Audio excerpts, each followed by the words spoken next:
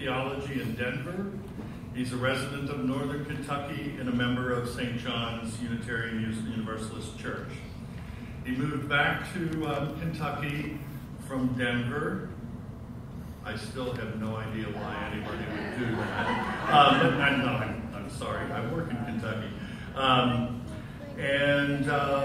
He spent most of his time in both Washington and in Denver as an outdoor educator. So I think he has some stories to share with us around that. So with that, it's my honor to introduce Kirt Hodges. Thank you, Tom. Good morning. Today I'd like to talk with you all about one of the most precious, joyful things in this life, skiing. I'm only a little bit kidding. As Tom mentioned, for 12 of the last 13 years, I've been living in the Pacific Northwest. And one thing that's really special about that region of the world is that if a person puts their mind to it, you can ski year-round. Not necessarily in ski areas, but if you're willing to work for it, you can ski year-round there.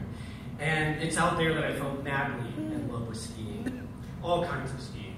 From the rhythmic kick and glide of cross-country, to the precarious turns and side-slipping of a steep, icy couloir in the backcountry. And of all the different types of skiing, one type of skiing that I'm particularly fond of, and certainly not alone if there are other skiers in the room this morning, is powder skiing. Powder skiing is the closest I've ever come in my life to flying. Like I get to just bound from cloud to cloud as I bounce through the snow. It's like intensely bathing in nature, like a baptismal experience or an ablution. It's a quintessential, ephemeral experience, a deep connection with nature that you have to know exactly when powder day conditions are going to happen and how soon they'll go away. And how both of those knowings are sometimes total guesses. It's also about a deep connection, for me, with mind and body and spirit, with athleticism to do the skiing, the fortitude to keep going, and the skill to know how. But one of the things I love so much about powder skiing is that in those particular conditions, the fresh snow has blanketed the mountains and covered over any other tracks of any other skiers that have been there, covered over the rocks and features, and on a particularly big day of a big snow, it's just a complete blank slate, just a blank canvas.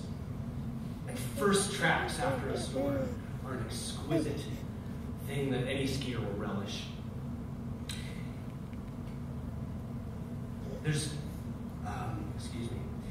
I've, like many skiers, been known after getting a good cover run in to turn back and snap a couple of pictures of my line before I ski on down.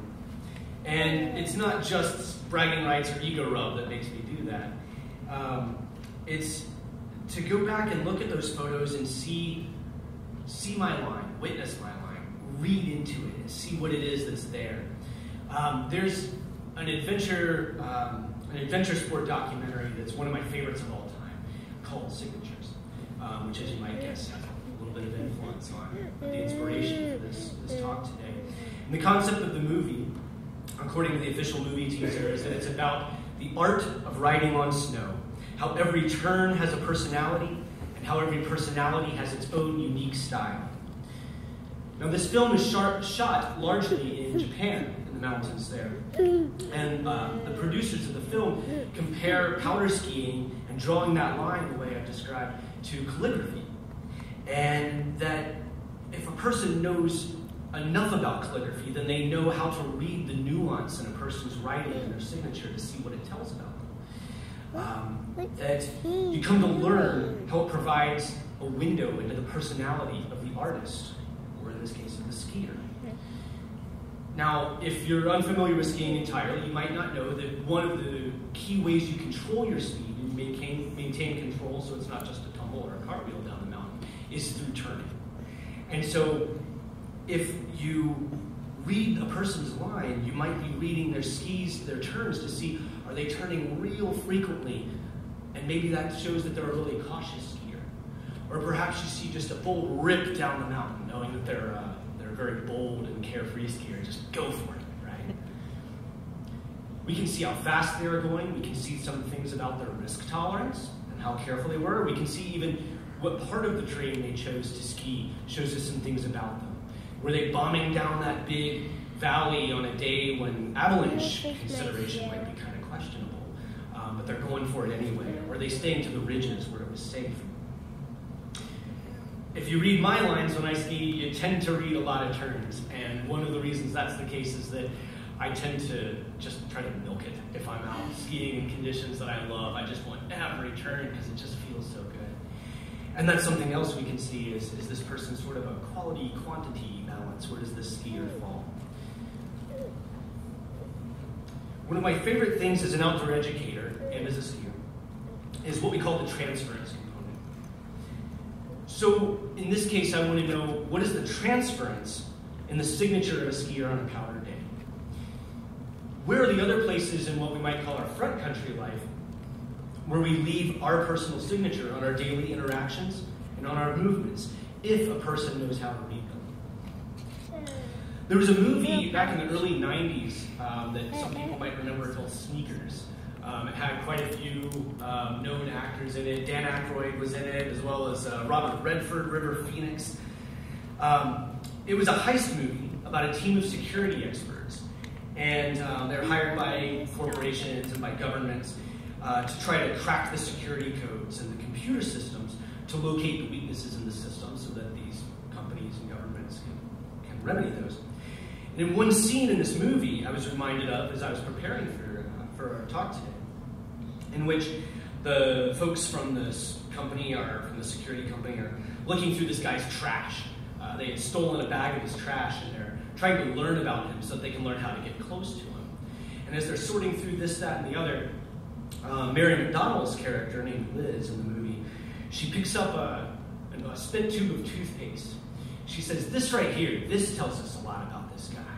Because she shows us how the toothpaste tube that he had thrown away, it wasn't just kind of squeezed out and then tossed aside. It was very, very carefully rolled. Every last little drop of toothpaste was milked out of this thing before it was tossed into the trash.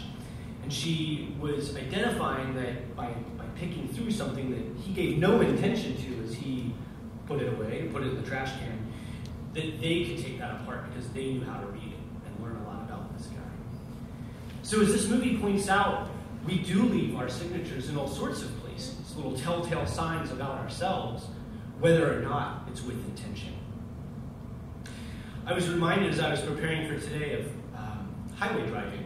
It's one of the things that kind of gave the seed for the theme of this talk today. And so I ask you to reflect and envision with me the last time perhaps that you were out driving in really heavy traffic on the highway. If we were to look back on your tracks, if we could read your movement through the highway the same way that I look back and take a photo of my tracks at the end of Power Run, what might we see?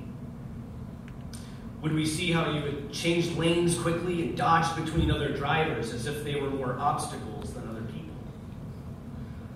Would we see how your tracks spoon with the tracks of the other cars as you maybe tailgated to give them a little pressure to go a little quicker while they're holding the left lane?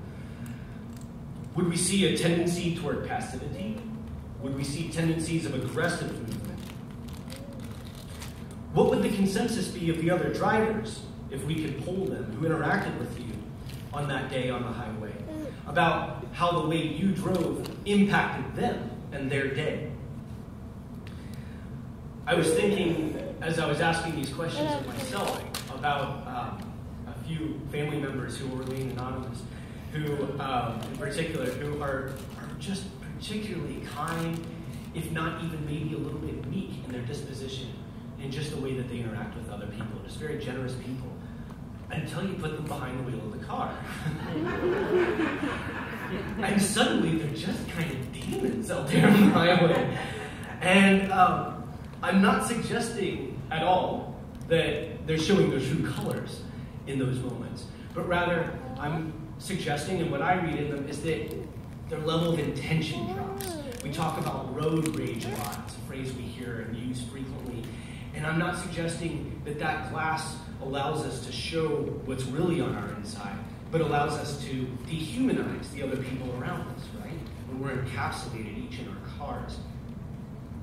And so what I want to know is, how can we bolster our level of intention? Rather than dehumanizing, how can we rehumanize these interactions? One of the things that this gave me some thoughts about is how